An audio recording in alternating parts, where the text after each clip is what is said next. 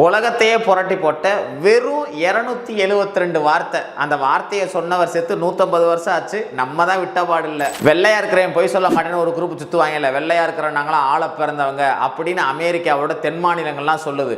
கருப்பாக இருக்கிறவங்களும் மனுஷங்க தான், அவங்களே நாங்கள் சமமாக தான் பார்ப்போம் அப்படின்னு வட மாநிலங்கள் சொல்லுது. இதனால இன்னைக்கு உலகத்தோட போலீஸ்காரன்னு சொல்லிட்டு திரு அந்த அமெரிக்காவே ரெண்டாக உடஞ்சு போச்சு. அப்போ அமெரிக்காவோட பிரசிடெண்டாக லிங்கன் இருந்தார்.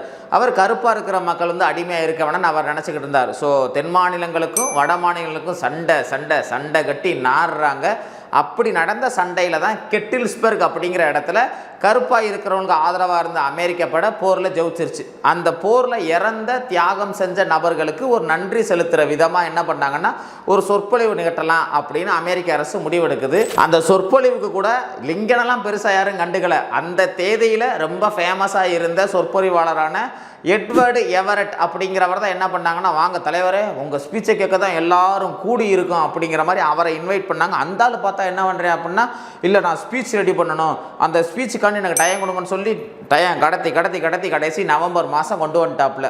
கடைசி அந்த நிகழ்ச்சிக்கு கொஞ்சம் மாதத்துக்கு முன்னாடி தான் என்ன பண்ணுறாங்கன்னா, லிங்கன் கிட்ட ஏங்க இந்த மாதிரி நீங்கள் பிரசிடெண்டாக இருக்கீங்க, கொஞ்சம் பிஸியாக தான் இருப்பீங்க, வாங்க நீங்களும் அந்த இடத்துல வந்து ஸ்பீச் கொடுங்க அப்படிங்கிறாங்க. ஒரு நன்றி, கடைசியாக நன்றி உரை மாதிரி இது சொல்லுவாங்கல்ல, பந்தல் போட்டவனுக்கு நன்றி, மைக் வச்சவனுக்கு நன்றி, அந்த மாதிரி நன்றி உரை பேசுங்கன்னு சொல்லி தான் யாரை கூப்பிட்றாங்க, லிங்கனை கூப்பிட்றாங்க.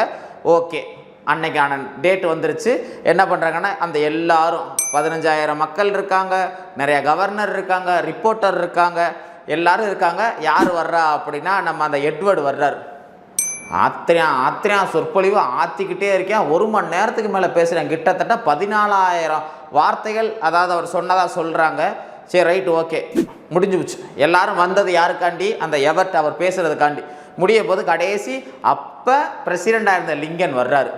வந்தால் எப்பா ஒரு ஃபோட்டோ கிட்டா போடணும்ல, அதுக்காண்டி லிங்கனை ஃபோட்டோ எடுங்கன்னு சொல்லி அன்றைக்கி கேமரா வந்து இன்றைக்கி மாதிரி ஈஸியாலாம் இது பண்ண முடியாது. அப்போ கேமராவெல்லாம் செட் பண்ணுறாங்க. செட் பண்ணிவிட்டு தலைவர் பேசுகிறார் ஃபோட்டோ எடுங்கன்னு பார்த்தா எங்கடா இங்கேருந்து ஆளை காணுங்கிற மாதிரி ஆள் காணோம். அவர் ஸ்பீச்சை முடிச்சு போய் உக்காந்துட்டார்.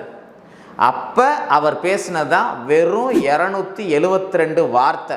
இன்னைக்கு வரை நம்ம எல்லாருமே சொல்லிக்கிட்டு இருக்கிற மக்களால் மக்களுக்காக மக்களே செய்யும் அந்த மக்களாட்சி முறை, புதிய சுதந்திரம் பிறந்துருச்சு அப்படின்னு மக்களாட்சிக்கு அவர் கொடுத்த விளக்கம் அந்த உரையில் தான் கொடுத்தார்.